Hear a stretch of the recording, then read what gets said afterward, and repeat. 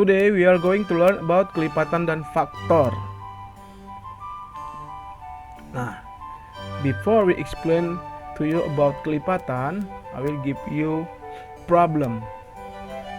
What's the problem? Guys, Stephen dan adiknya Wilbert sangat suka bermain kelereng di lingkungan tempat tinggalnya.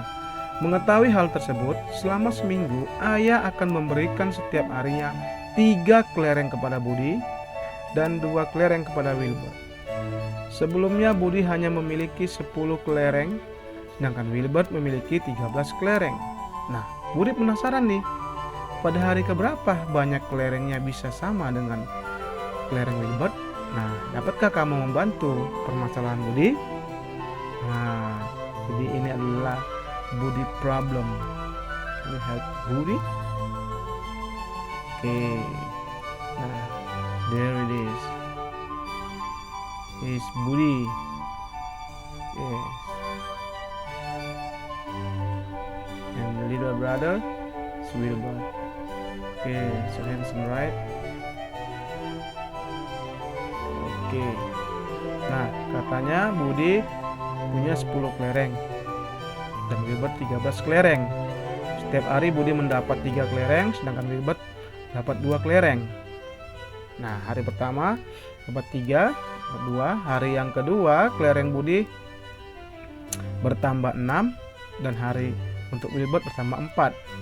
Hari yang ketiga untuk Budi bertambah 9 dan untuk Wilbert bertambah 6. Nah, hari yang keempat maka penambahannya menjadi 12 dan Wilbert 8. Hari yang kelima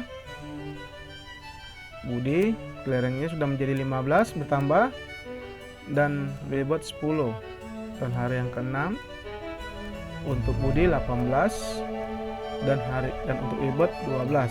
Sedangkan hari yang terakhir kelereng Budi bertambah 21 dan kelereng Wilbert 14. Nah, kita mau mencari nih hari keberapa lah kira-kira jumlah kelerengnya sama. Kita lihat untuk hari pertama, kalau kita jumlahkan 13 untuk Budi dan untuk Wilbert 15. Ayo, hari yang keberapa kira-kira? Nah, ternyata hari yang hari yang ketiga. 10 tambah 9 19, 13 tambah 6 19. Maka hari ketiga lah jumlah kelereng mereka sama sebesar 19. Nah, kalau kamu perhatikan angka-angka kelereng Budi maupun kelereng Wilbert, khusus Budi ya, angka 3 kita peroleh 3 kali 1, angka 6 3 kali 2, 9 3 kali 3, 12 3 kali 4, 15 3 kali 5, 18 3 kali 6, dan 21 itu hasil dari 3 kali 7. Nah, menurut kamu kira-kira apa sih arti kelipatan itu? What's the meaning of kelipatan? Yo. No.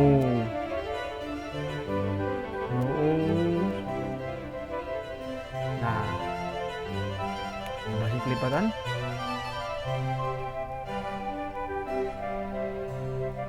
Yo. 3 kali 1, 3 kali 2, 3 kali 3, 3 kali 4.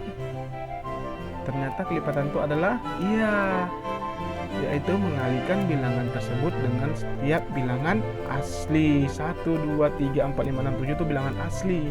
Jadi angka-angka ini kamu peroleh dengan cara mengalihkan angka awalnya dengan bilangan asli. 3 kali 1, 3 kali 2, 3 kali 3. Begitu juga dengan 2, 2 kali 1, 2 kali 2, 2 kali 3, 2 kali 4. Nah, jadi semua ini diperoleh dengan cara mengalihkan bilangan asli. Nah, kalau kamu lihat di antara kelipatan ini, ada nggak mereka sama? Ada, 6 dan 12. Maka itu disebut dengan kelipatan persekutuan. Jadi artinya mana yang sama kelipatannya. Nah, dari sini, dari kelipatan persekutuan ini bisa kita cari dengan gampang kelipatan persekutuan yang terkecilnya, yang paling kecil atau disebut dengan KPK adalah 6. Iya, easy right? Jadi itulah pengertian KPK. Now we are going move to factor. What's the meaning of factor? Faktor itu adalah bilangan yang dapat membagi habis suatu bilangan tertentu. Nah, I give you example faktor dari 12. Artinya kita mencari bilangan yang dapat membagi habis bilangan 12. Nah, bilangan berapa saja yang dapat membagi 12? Bagi habis bilangan 12. Yes, 1. Yes, membagi habis 12. 2. Yes. 3. 4. 6. And the last 12. Yeah. Now I give you more example. Look at this. Oh. Faktor dari 18. 1 2 3 6 9 and 18. Ya, jadi ini adalah semua faktor dari 12 dan 18 yang dapat membagi habis ya. Nah, kalau kita lihat faktor 12 dan 18 itu ada yang sama. 1 2 3 and the last 6. Nah, faktor yang sama inilah kita sebut, this is what we call faktor persekutuan dari 12 dan 18, yaitu 1, 2, 3 dan 6. Nah, dari faktor persekutuan sangat gampang kita mencari faktor persekutuan terbesar atau FPB, yaitu 6.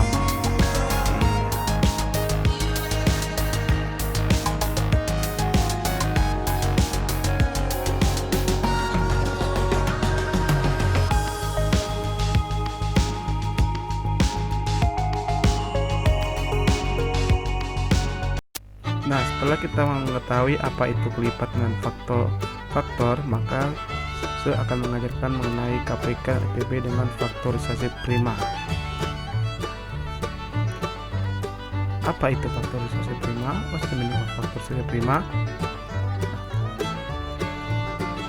Faktorisasi prima itu adalah suatu bilangan yang dinyatakan sebagai perkalian dari faktor-faktor prima berpangkat. Nah, jadi itu perkalian dari faktor-faktor prima berpangkat. Nah, bilangan prima itu adalah 2, 3, 5, 7, 11, 13 dan seterusnya. Nah, for example, this. Tentukan faktorisasi prima dari 30. Nah, pertama kita bagikan dengan bilangan prima yang pertama, yaitu 2.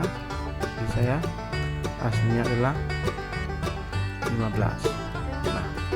Ketika 15 ini kita bagi 2 ternyata tidak bisa. Karena tidak bisa, kita bagi dengan bilangan prima berikutnya, yaitu 3. Hasilnya adalah 5. Nah, karena 5 itu bilangan prima, maka stop. Maka faktorisasi prima dari 30 adalah 2 kali 3 kali 5. Easy, right? Okay, now I give you more example. Tentukan faktorisasi prima dari 75. Nah, 75 kita bagi 2 tidak bisa, bagi 3. Bagi 3 dulu, bisa tidak? Ya, itu bagi 3 hasilnya ya, 25. Kita bagi 3 lagi tidak bisa, kita bagi dengan bilangan prima selanjutnya, yaitu 5. Jadi hasilnya adalah 5. Nah, kalau sudah bilangan prima hasilnya stop, maka faktorisasi dari 75 itu adalah 3 kali 5 pangkat 2 ya, karena 5 ada 2. Oke. Nah, sekarang saya akan ajarkan mencari FPB dan KPK dengan faktorisasi prima. Nah, kalau untuk mencari KPK itu kamu ambil semua faktor, bila ada yang sama ambil pangkat yang tertinggi. Nah, sedangkan FPB itu kamu ambil faktor prima sekutunya dengan pangkat yang terendah. Oke, example, cari FPB dan KPK dari 12 dan 30 dengan cara faktorisasi prima. Nah, langkah pertama kita cari dulu faktorisasi prima dari 12 kita bagi dengan bilangan prima pertama, yaitu 2, hasilnya 6 ya, divided by 2. Yes, and what is 3? Nah, 3 itu adalah bilang prima maka stop, maka faktor saja prima dari 12 adalah 2 pangkat 2 kali 3. Iya, oke. Sekarang yang 30 divided 2 can, yes can. 15 divided 2 bisa? Tidak. Next bilangan prima 3 dengan 3 hasilnya adalah 5 karena sudah hasilnya bilangan prima stop, maka 32 kali 3 kali 5. Nah, untuk mencari KPK ambil semua faktor, bila ada yang sama ambil pangkat tertinggi. Nah, 2 ada yang sama, kita ambil pangkat tertinggi yaitu 2 pangkat 2 ya. Ketiga yang sama dia, maka cukup 1 kali 3 dan kali 5 hasilnya 60. Nah, kalau FPB ambil faktor prima sekutu dengan pangkat rendah, mana yang sama? Ya, 2 ada yang sama ya, kita ambil yang terendah yaitu 2 lalu 3 juga ya, hasilnya 6. Nah, jadi KPK nya 60 dan hasilnya 6. Easy right? Now I wanna teach you how to find KPK and FPB berbentuk soal cerita. Oke. Untuk menentukannya we have keyword, kata kuncinya.